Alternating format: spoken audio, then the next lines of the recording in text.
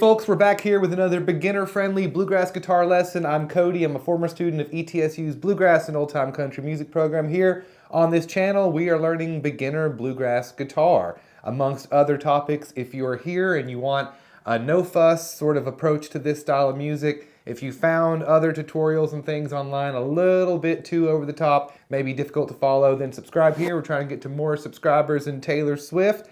Also, I offer one-on-one private lessons as well as a beginner-friendly bluegrass guitar course. Check the link in the description below. You don't want to miss that. In this lesson, I'm talking you through an exercise that you can practice over a GCD chord progression, okay? First things first is I've got my capo on the 3rd fret. When we are playing bluegrass guitar, if that capo is on the 3rd fret and you're utilizing G, C, and D as your main chords, or using the G position as we'll call it, you are in the key of B flat, okay? That's important to store into your memory bank because if you're getting into this style of music, somebody's gonna eventually call a tune in B flat and you need to know how to get there. So put your capo on the 3rd fret and then we're working out of a GCD chord progression here for this exercise, okay? So what I'm doing is I'm combining 3 of the most basic runs in all of bluegrass together over this real simple chord progression. So, and we're starting here with a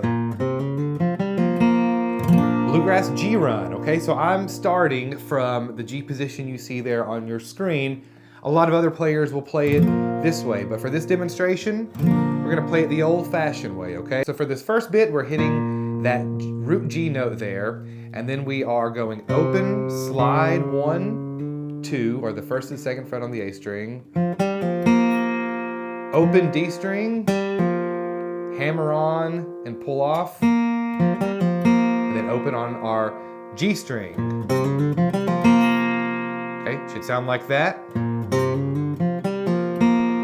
All right, on your screen, I'm gonna highlight the measure that this takes place in. What we're doing here is we're playing 2 measures of G, then 2 measures of C, 2 measures of D, back to 2 measures of G, okay? So the lick takes place in that first measure, and then I'm just strumming through the 2nd measure, and I'm repeating that same pattern on all 3 of the runs that we're gonna talk about here today. All right, again, this is an exercise. You'll use these runs all the time in bluegrass music, but for this video in particular, I recommend you just go and grab a strum machine. I'm not affiliated with this program, but it's great for learning the style of music, and practice as you go, all right? So the second one here, we're just going to that classic C chord, all right? And then musically, we're gonna be doing the exact same thing as we just did. We're just playing this over a different chord here, all right? So root note C, 3rd fret on the A string.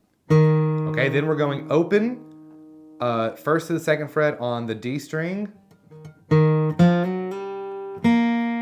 open on the G string, hammer on and pull off onto the 1st fret of our B string.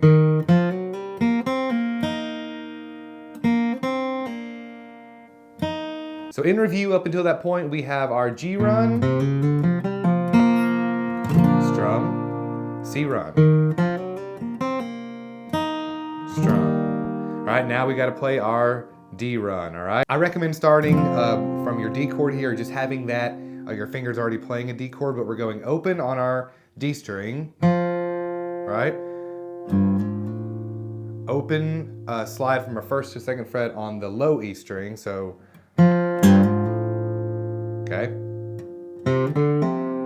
Again, on the 2nd fret of our A string, we're doing that hammer on and pull off, and then we're ending there on that open D string, all right? So we start on the root note for each of these runs here, and we end on the root note, all right? So in review, we have our G run, strum, C run, strum, and our D run, back to our G. All right?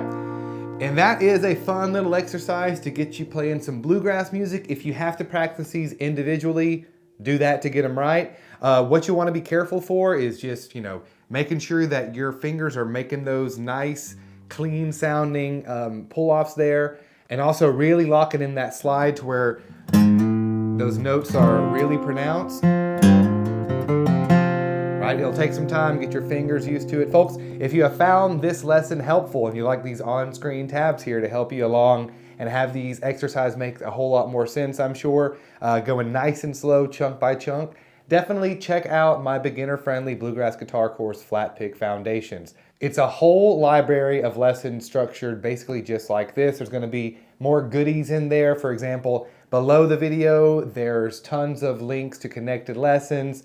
There's links to songs to inspire you. There's going to be tabs and charts and things to help your learning along. Do check it out. I've got a lot of positive feedback saying, a lot of the stuff that we sign up for isn't exactly beginner friendly, but this one is. So like I said, I go really nice and slow. I understand how difficult learning this style of music is, how you might be at home thinking, I'll never be able to play that. It's really not that difficult. You just have to find an approach that works and an approach that doesn't overwhelm you so you don't hit that wall of frustration and then give up because you don't have any hope. But check it out in the description, folks. We'll see you on the next one. Bye-bye.